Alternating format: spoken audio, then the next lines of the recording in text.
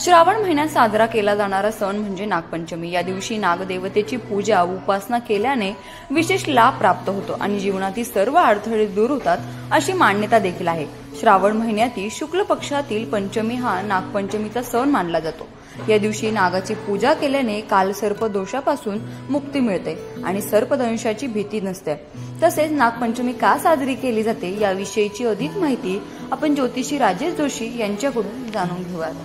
शुभ मुहूर्त 9 ऑगस्ट रोजी सकाळी 12:36 सुरू होईल आणि ती 10 ऑगस्ट रोजी पहाटे 3:14 असेल।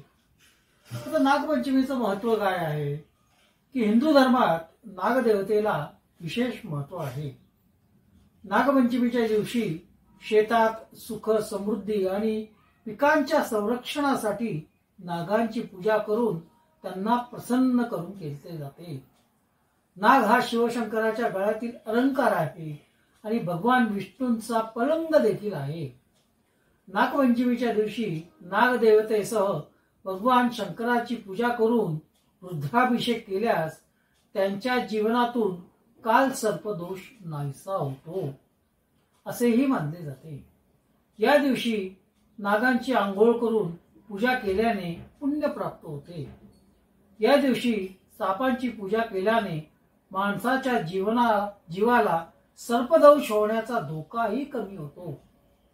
नागपंचमीच्या दिवशी घराच्या मुख्य दारावर नागाचे चित्र लावल्यास त्या घरावर नागदेवतेची कृपा होते आणि त्या घरातील सदस्यांची सर्व दुःखे दूर होतात। नागपंचमी का साजरी करतात तर पौराणिक कथेनुसार अभिमन्यूचा मुलगा राजा परीक्षित याचा मृत्यू साप चावल्यामुळे झाला।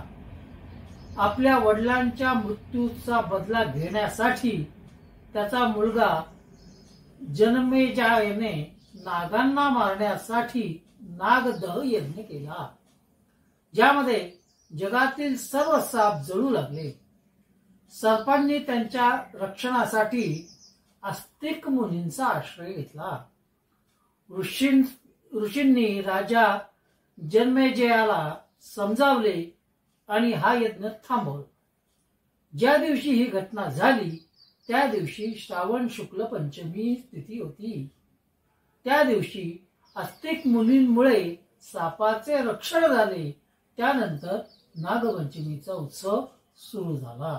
नमस्कार। नागपंचमी सण साजरे करण्याचे काही कारण सांगितले जातात। आपण जर पाहिलं तर नाग हा महादेवाला प्रिय होता। महादेव वासुकी सापाला आपल्या गळ्यात ठेवत होते।